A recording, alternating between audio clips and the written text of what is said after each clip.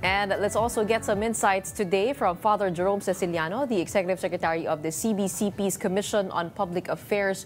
Good morning to you, Father.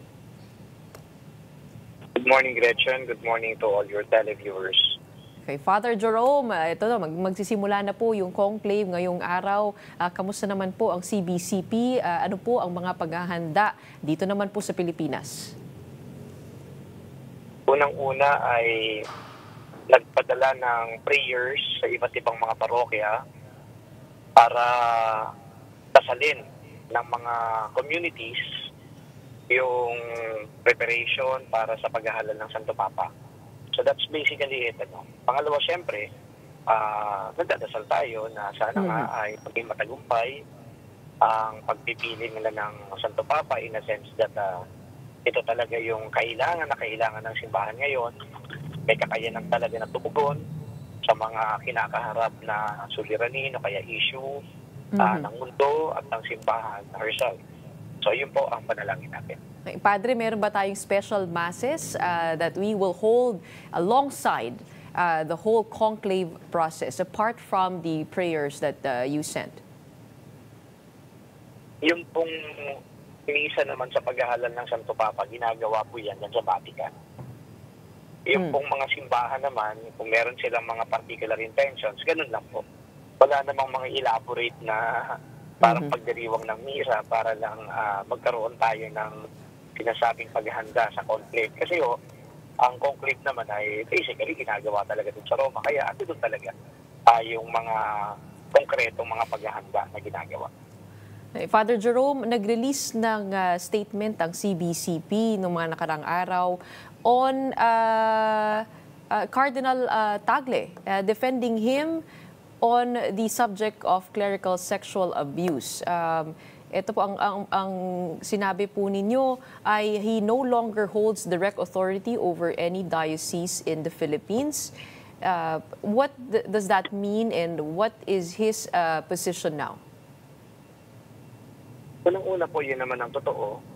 Siya na na-assign na dyan sa Vatican bilang isang curia officer.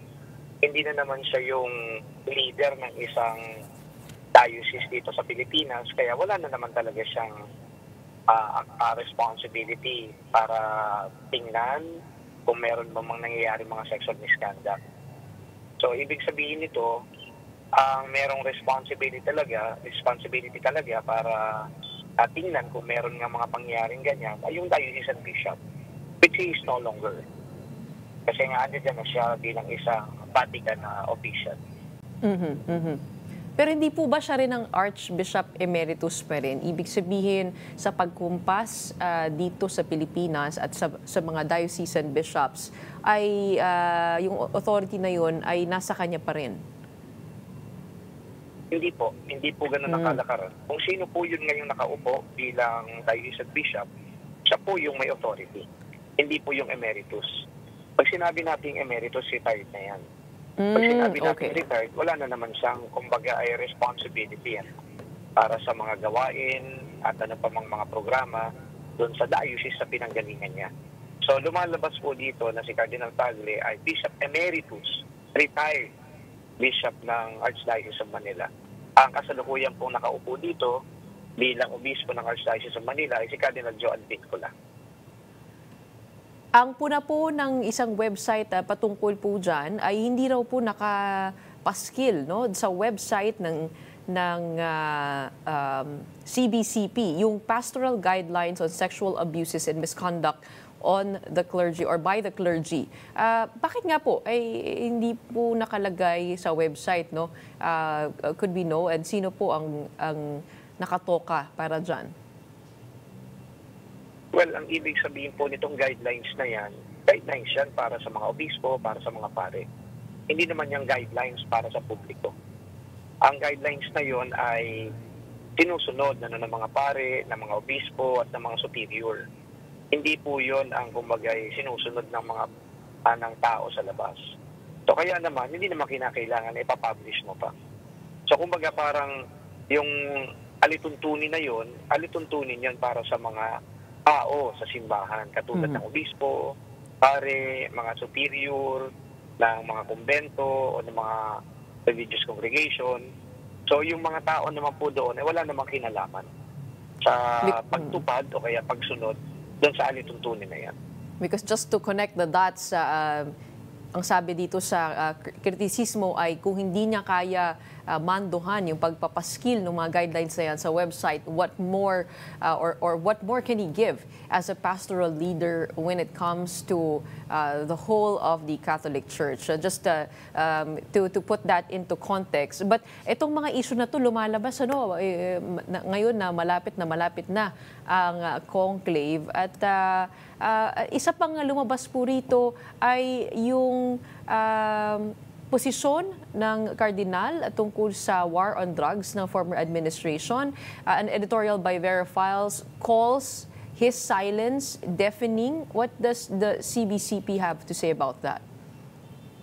Well, hindi po deafening yung silence kasi hindi po siya katulad siguro ng ilan na baka nilalambas ng tahasan at diretsahan yung po mga pangyayari. Pero siya po ay merong pag-a-address na ginawa patungkol dyan. In fact, sa Archdiocese of Manila, nagkaroon nga po ng isang komisyon para tugunan yung war on drugs, pati na rin yung mga drug dependents, at nakipag-ugnayan pa po yan sa ibang mga institutions. At ito po ay kinilala nga ng ibang institutions din dahil malaking bagay yung ginawa niya dito sa Archdiocese of Manila. And then going back to all this mga policies kinakailangan pang ipangalandakan, well, nasanay kasi tayo ang nasa publiko na lagi nakakapakinig ng talagang mararahas, pati kaya tahasan, diretsa, na pagpuligsa. But let's just put it this way. Hindi naman siguro ganun ang nature ng lahat ng tao. Merong ibang mga tao na mahinahon, merong ibang mga tao na alam nyo yon sa kanyang sariling pamamaraan ay may mga ginagawa para tugunan kung ano man ang mga issues, suliranin sa lipunan at hindi po pwede maging uniform ang pagtugon. Then the public maybe is expecting that a person is going to be very loud. In fact, extremely loud, lambasting, whatever it is that is evil. Diba? Ganun na siguro expectation ng public. Pero yun nga, kanya-kanyang approach yan eh. But this I'm going to say, hindi po totoo na walang ginawa. In-address po niya ng lahat ng mga yan. Ang isa po pong lumabas kahapon din ay hindi po namin alam kung ito ay fake news, pero ang dami po kasing actually marami talagang fake news or disinformation na lumalabas against the cardinal. If you take a look at YouTube, ang dami po mga videos by some random users, positioning him as ambitious. But this one is kind of alarming because it speaks about his possible addiction to gambling in casinos, particularly in Macau. What does the CBCP have to say?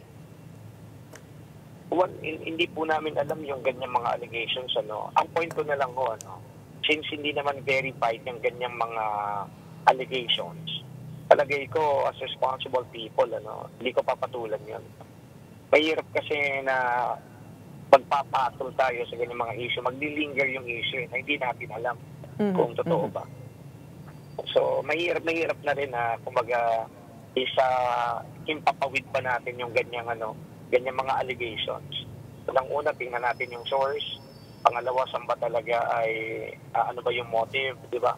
May mga ganyang dapat na mga basic na tanong tayo eh. Ngayon, nilalahad natin yan, mas napakahirap lang na parang lalo pang lalala ang sitwasyon na wala naman tayong pinanghahawakan kung meron bang basehan niya, wala. Si Cardinal Ambo, tinatawag na dark horse dito sa conclave. Are you hearing the same things from your end?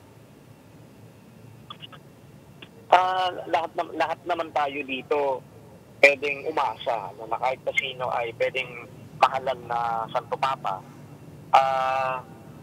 Yung lahat naman ng cardinal electors din may chance eh. Kaya yung ganyang mga pananaw na dark horse, front runner, media creation yan ang aking paninindigan at saka public perception.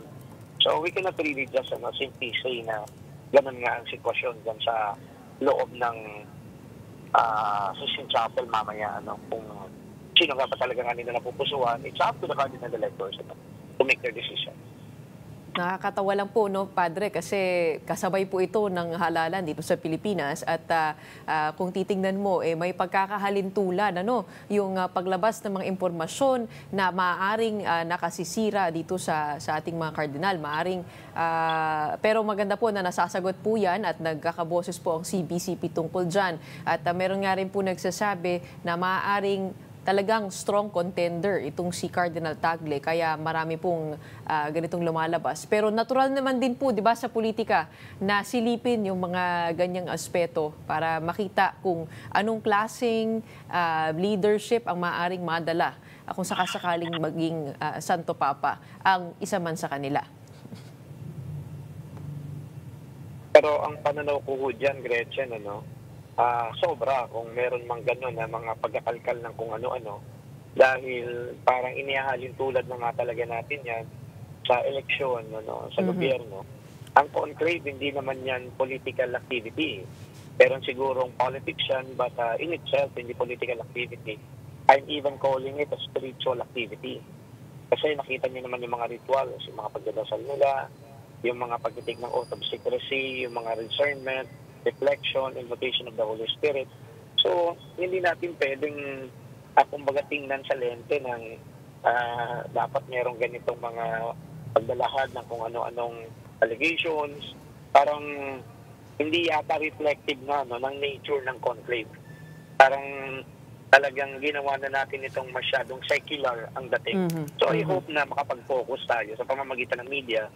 We refrain from even mentioning these allegations, kasi hayaan natin talaga na sila din ang magdesisyon, kung ano man yung kumbaga sacredness nito, yung sanctity nito ay anuhin natin, i-uphold natin. Well, thank you so much for that reminder as we head on to the conclave later on this afternoon. It is the reason why these cardinals need to be insulated from the outside world as they get to the Sistine Chapel to go and vote for the next Holy See. In the meantime, maraming salamat po, Father Jerome Ceciliano, sa paglilinaw sa iba't ibang issue. Kasama po natin ngayon ang Executive Secretary of the CBCP, Commission on Public Affairs.